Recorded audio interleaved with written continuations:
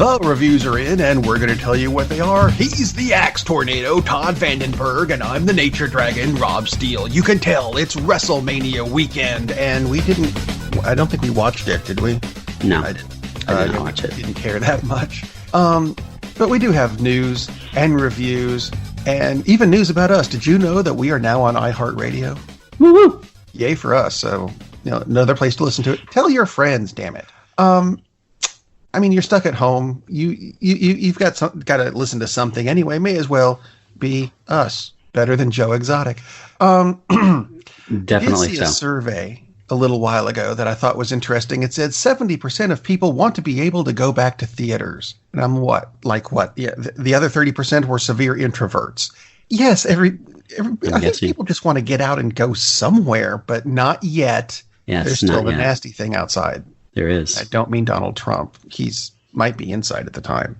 The beer virus. There we go. The beer virus. I do like the fact that now they're recommending that everyone mask when they go out in public. Recommending, not requiring. Big difference. And the aforementioned leader is showing his leadership by saying, no, he feels good. He's not going to do it. Okay, cool, bro. It's like, holy mother of God. Anyway. Yeah, let's see. Moving on. I thought this was interesting, and I was wondering at first why this particular piece of information was on a movie news site. And then it occurred to me how existed. So there we go. Agent 57, which is an artificial intelligence program, is now able to beat 57 different games on the Atari 2600. And I thought, that's good for it, but the Atari 2600 came out in 1977. And I was able to beat them back then, and I was, 6? Which would be about the same age as an AI program. Yeah, my son was beating Atari games when he was 4, so... I mean, it's a step up. An advanced kid. It's a step up. Not belittling it. And the way it goes, that means in about 4 years, they'll be beating... PS5 games. Yeah, or Watson. So, fun. Let's see. Speaking of things that were probably better in 1977, Jamie Lee Curtis. That's harsh, bro. Harsh. I'm sorry. I still love Jamie Lee Curtis. I think she's great. Jamie Lee Curtis is great. I thought this was interesting. She might be in The Mandalorian Season 2. They can't confirm that. They know she was on the set for several days, but they can't confirm that she was filmed with anything. My theory is she was playing a bounty hunter named Activia and hunting probiotics or something. Well done, sir. I did not make up that story. That's not an April Fool's thing. That was real. That would be excellent if she played a bounty hunter. That would be awesome if because I really like Jamie Lee Curtis. She's excellent. Yeah, agreed. Who doesn't like Jamie Lee Curtis? I'm not sure she's good for the next role, though. They announced something for the third season of Titans. Michael Myers. No. Doesn't like Jamie Lee Curtis. Really? Screw it. Well, he puts on a mask and tries to kill her. Sorry, I went to Wayne's World for a minute and went, why the hell is he... Anyway. And why hasn't he been in a Halloween movie? It's like, come on. What the hell? What's wrong with you people? Just as, random guy killed number 6. Yes. Okay. You were speaking of Titan Season 3. They're adding Barbara Gordon. Which version of Barbara Gordon? Well, there's no word yet as to whether she's going to be Batgirl or Oracle. Yeah. Nor is there any casting news. I just thought it was an interesting tidbit. Maybe it's Jamie Lee Curtis. Like I said, I don't know that she's quite the right person for that role. But hey, sure, go right ahead. Oh, let's see. What else have we got? We've got news of, it's more Corona stuff because the coronavirus has really screwed up theaters, which is something that's just weird. Lots of movies have changed their dates. Let's see, the Tom Hanks movie Greyhound, originally June 12th. Now we have no idea. Peter Rabbit 2 moved back to January 15th. This one annoys me. Ghostbusters Afterlife was going to be July 10th. Now it's March 5th next year. The Marvel movie Morbius, try saying that 3 times real quick. No. Moved back to March 19th of next year. Uncharted hasn't even started filming. Now this one amused me a little bit. The Kevin Hart film Fatherhood was supposed to be January of next year. Mm-hmm. but they moved it up to October 23rd.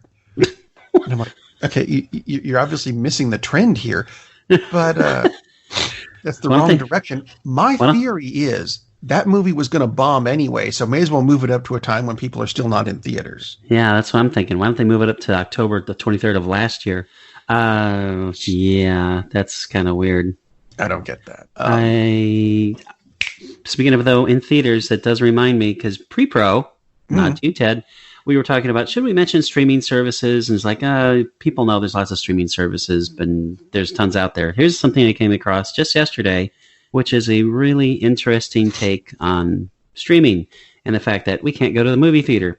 Kino Lorber, which is a distributor, and they've been around literally for decades, they have this new, very cool concept of releasing movies. You know how you can rent movies that were supposed to come out in the theaters and you can fork over your $19.99 for it, which is terrible. Yeah. Kino Lorber has done this. They're doing this similar concept with two really big, awesome twists. For one thing, instead of $19.99, it's $10. Hey. And these are all smaller films because that's what they specialize in, art house films. You find the movie that you want to watch. Let's say I want to watch something called Synonyms. Won the Golden Bear. Very cool. So if you want to watch this movie Synonyms, which would have been coming out to an art house cinema near you, you go to Kino Lorber and you click on Synonyms, and you click the link that shows the movie theater that you want to watch it at, that you would have watched it at, and that rental money goes to that theater. Okay, that's cool. So you still support your local art house theater. You still support your local art house theater. Yeah, art house theater. I apologize.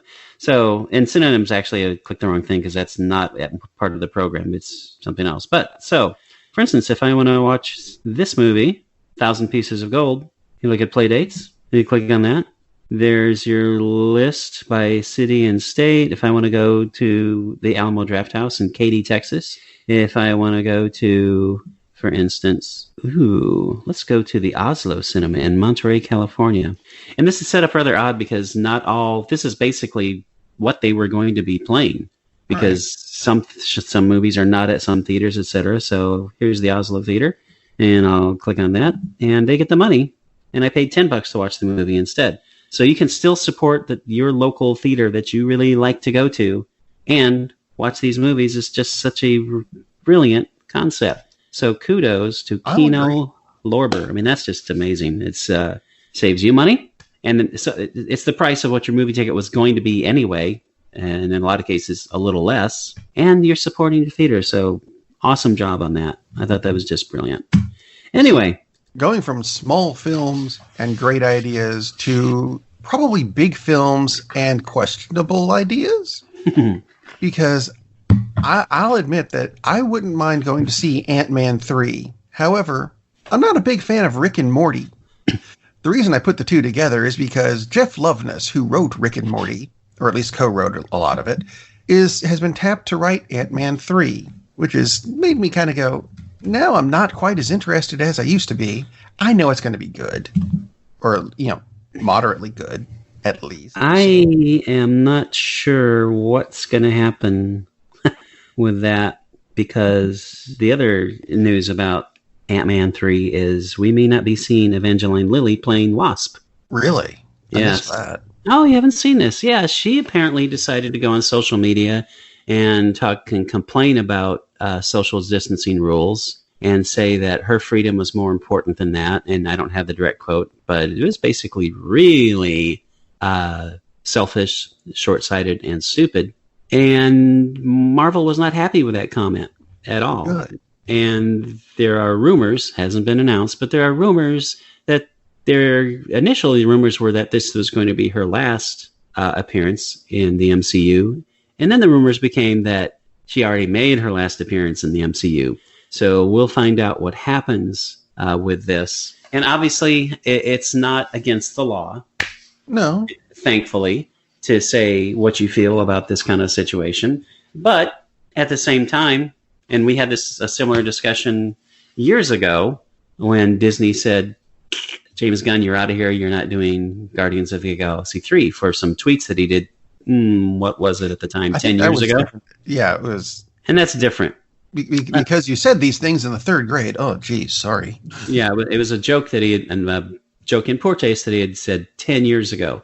This is and if you took his statement seriously, what he was talking about is far worse than what she's saying.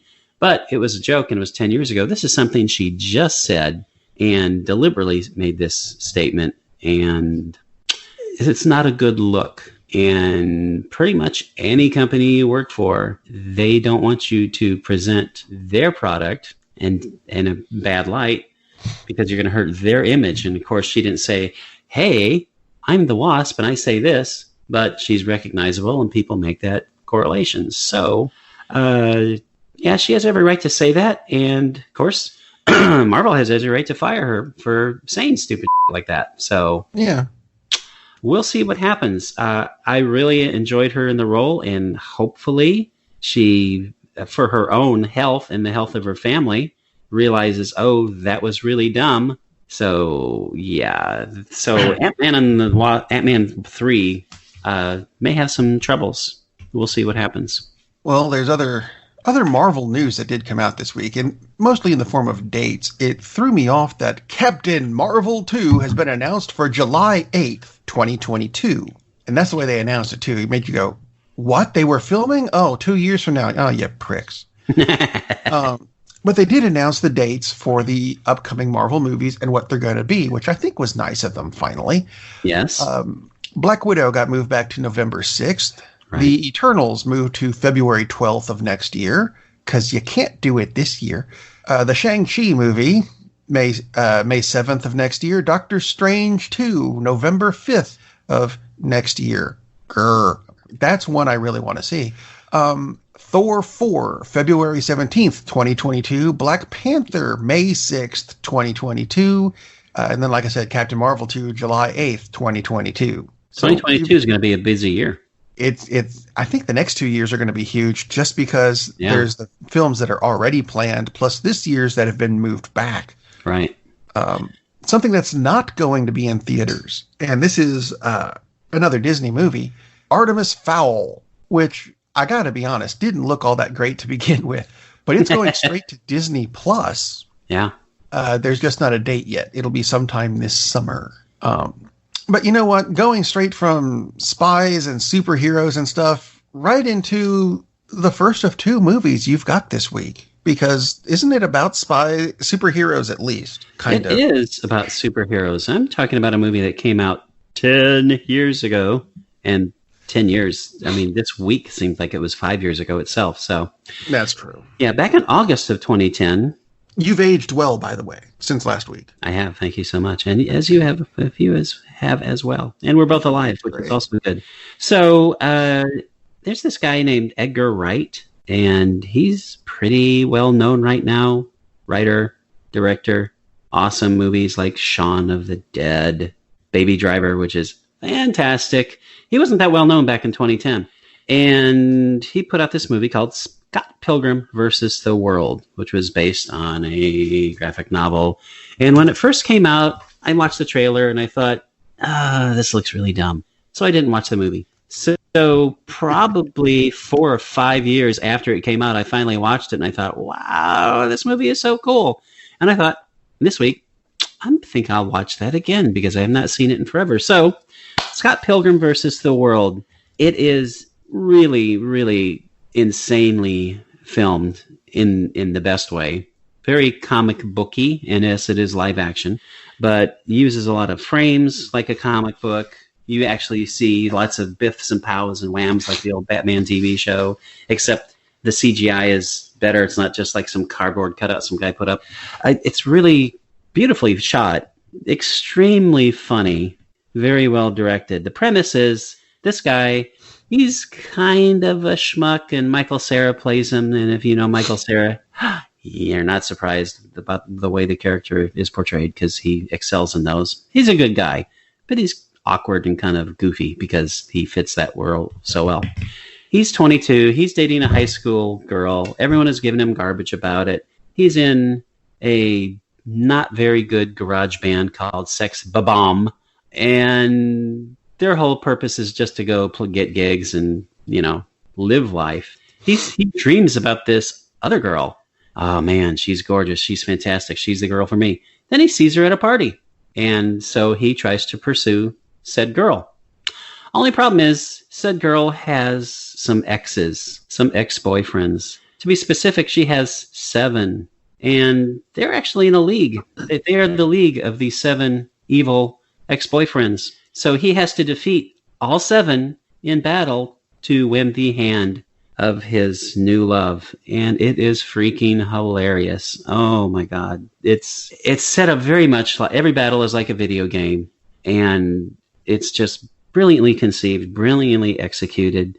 One of the things that I like the most about the movie, other than the fact that it's really, really funny and really well put together, is the cast. Okay, so your lead is Michael Cera. The second lead, the female love interest, is Mary Elizabeth Winstead, who's been in a lot of things. But the supporting cast, this is the supporting cast. Anna Kendrick, Aubrey Plaza, Jason Schwartzman. I have to scroll way down to find his name because he's so far down the list. This is hilarious. Okay, there's Brie Larson. Thank you. There's Brandon Routh. That's the guy I was looking for. Oh, yeah, and Chris Evans is in this too. So, big list of people we know now. Yeah, and just an amazing cast. They could not have. Well, they could afford to make this movie if they wanted to make it do a sequel. But Disney would have to do it because they're about the only ones who could fit the bill. Holy cow. What an awesome cast. And they're all extremely, extremely good in their roles. Man. Chris Evans is just absolutely over the top as a movie star who, just for whatever reason, randomly dated this rando chick and plays it as pretty much everyone does, over the top, but just to the right level. Oh my God, this movie is absolutely hilarious. Looks fabulous. Oh, and Jason Schwartzman. I might have forgotten to mention Jason Schwartzman. So yeah, also him. So poor Michael Cera, goes up the ladder as he goes deeper and deeper, or I should say goes up the levels. And yes, he does level up a couple times. And yes, he does gain certain powers, which help him in his quest. And this movie is absolutely amazing. One of the things that really made me wish is, speaking of Ant-Man, and I really liked the first Ant-Man movie and the sequel, but I really would love to have seen Edgar Wright's version of Ant-Man. I was going to mention that he was originally tagged to do that. I have a feeling that it was going to be very comic booky and over the top and crazy because it's Edgar Wright. And that didn't really fit with Marvel's vision for their universe, which I can see. So I can see that they parted ways for that because it would not have fit in that well with the rest of it. But I don't care. I would really love to see what he was going to do because Edgar Wright is just an absolute freaking genius. He's amazing. So if you are a fan of the Cornetto trilogy or anything Edgar Wright has done, and for some reason you haven't seen Scott Pilgrim versus the World, you're inside anyway. You have plenty of time, and you absolutely owe it to yourself. And if you don't even know who Edgar Wright is, doesn't matter. You totally need to watch this movie. It's just Michael Cera is the awkward, goofy guy who's in a good comic book movie, as opposed to Jesse Eisenberg, who is the awkward, goofy guy who's in a trash comic book movie. So Michael Cera is the one that you want. Super fun movie. Excellent. Scott Pilgrim versus the World. See, you got a movie that sounded a lot like a video game, whereas I did a movie that was based on a video game, which traditionally they're kind of crap.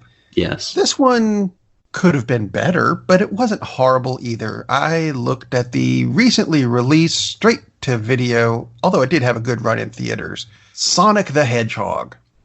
Now, you've probably seen the trailer at this point, whether it's the original one where they really screwed him up or the one where they said, oh, make him look like the video game? Okay, we can do that.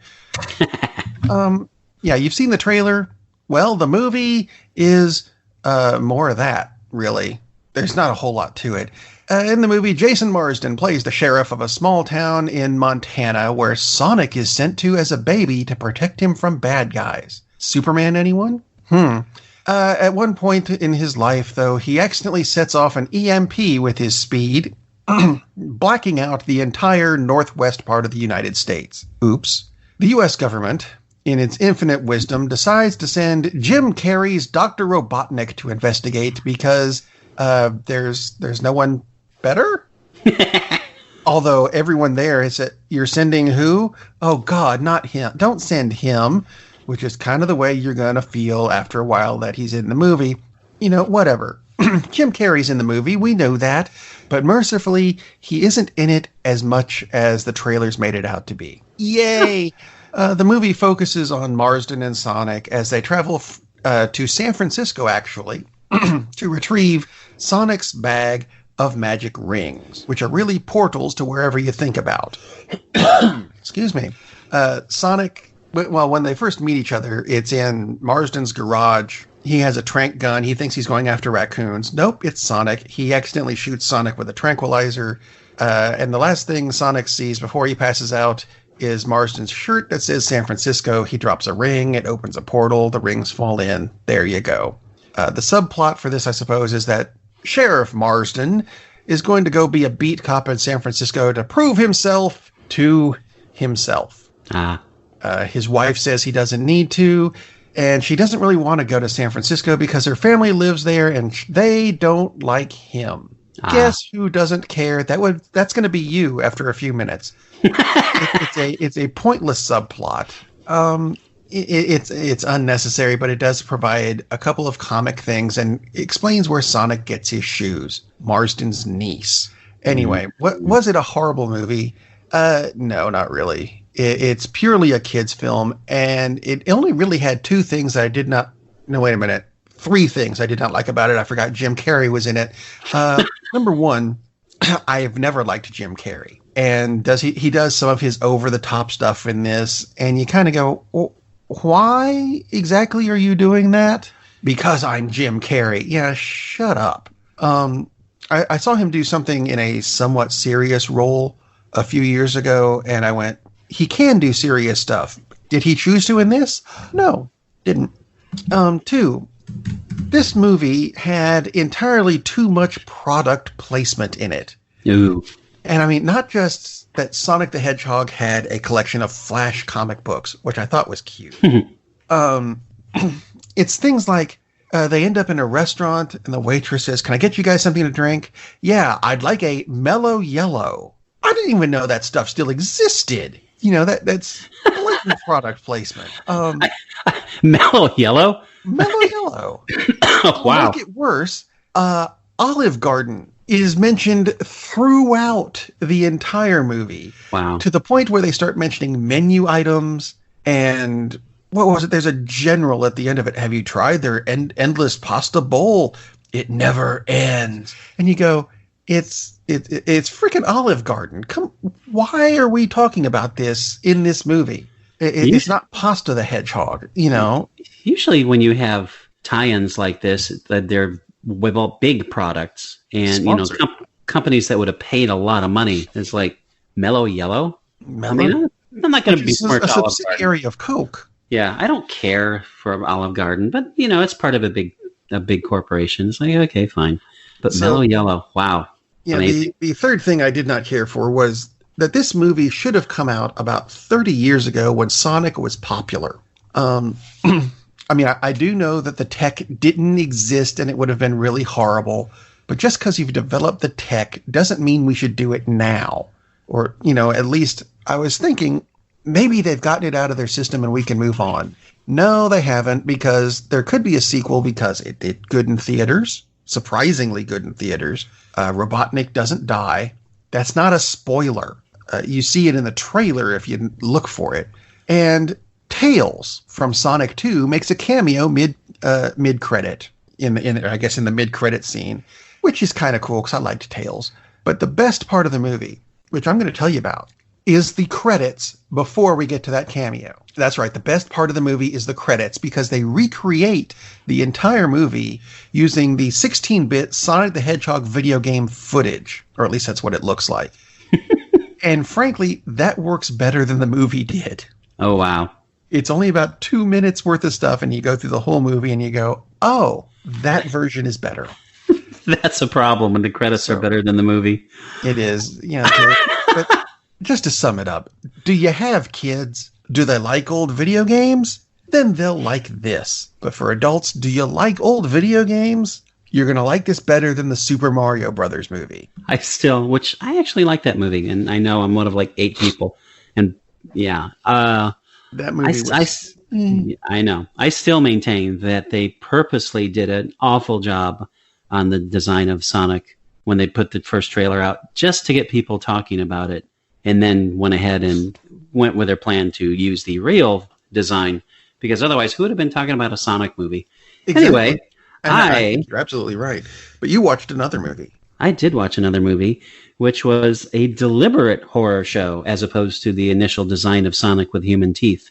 This is called Bliss, and it's sold as, it's kind of this hallucinogenic, crazy movie where this young artist, she has this block, and she has artist block as opposed to writer's block, and she's trying to get through it, and she takes some drugs, and she goes on this really insane path, and things get weird and trippy.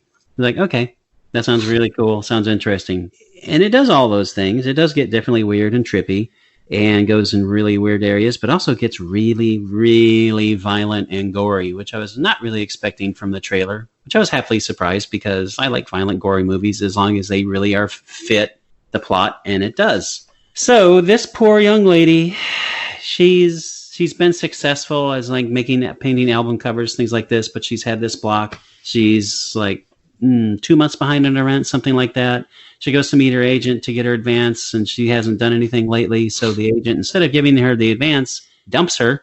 So she is just having a really, really lousy weekend. So she runs into some friends. Friends say, oh, you got to try this. Hang with us. This is going to be great. So she hangs with her friends, and they have a wild sex 3-way, which shows a lot. So this is not one for the kids unless you want to scar your kids. And yeah, they shouldn't be watching this anyway, because there's murder in it, which is worse than the sex as far as I'm concerned. It's, for your 5-year-old to watch. The kid's 6. Okay, then it's a judgment call.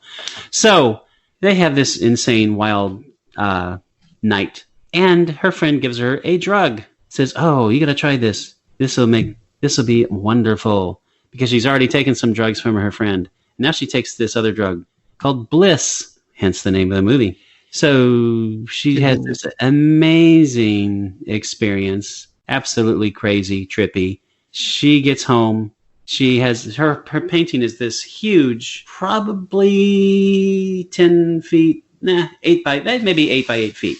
And it basically is just a big field of red with kind of a swirly, almost blank spot in the middle. So she goes home and she paints. You can't see what she's doing, but she's painting. She wakes up later and she has painted what looked like twigs or something at the bottom. It's just kind of a weird form, but she's like, okay, cool. So I've done some painting.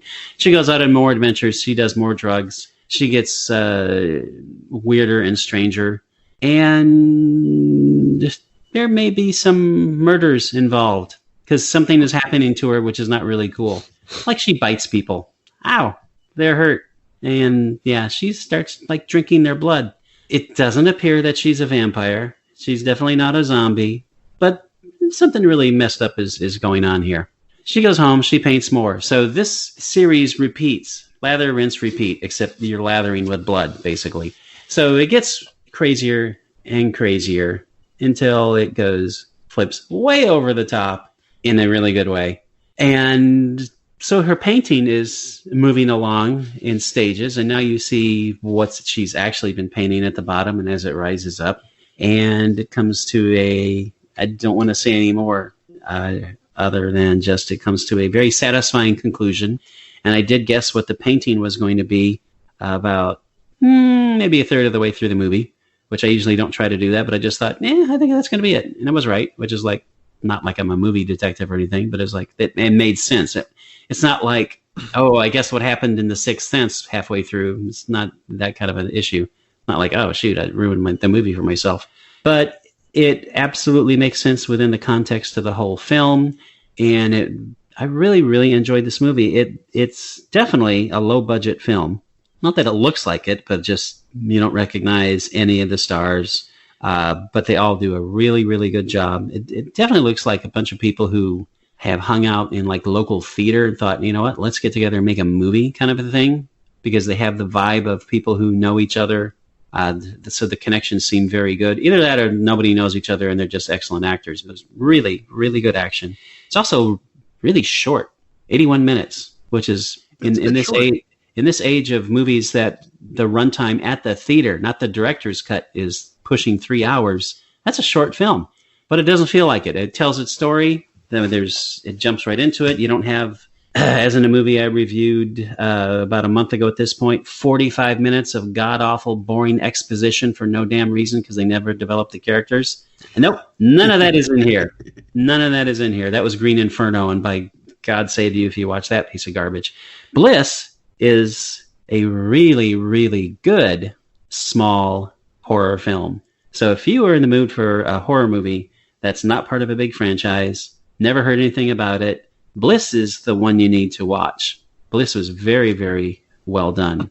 I talked about Color Out of Space before, and I really like Color Out of Space, but I think this is actually a better film. Definitely, if you are in the mood for something, I don't know if it's scary. Yeah, I guess it's scary, but it's certainly terrifying. So Bliss is your path to your horror bliss. So we've actually got 3 movies that we recommend this week, but Indeed. They're all for different demographics. Indeed they are. We've got something for everyone this week. Amazing, aren't we? So, we're helping the world here, I think, as opposed to Scott Pilgrim versus it. We're helping the world in that we've got movies that you can watch. You can see all of these at home. You can stay in your house or your apartment or your shed or whatever, perfectly safe from the dreaded beer virus. Yes. And just stay home and watch a movie. Captain, we're losing power in the warp engines. I think we should be leaving now. I'm going to go home and sleep with my wife. And on that unusually harmonious bombshell, it is time to end. I am very disappointed! Man, we have a weird job. It's shameful, but it's a living.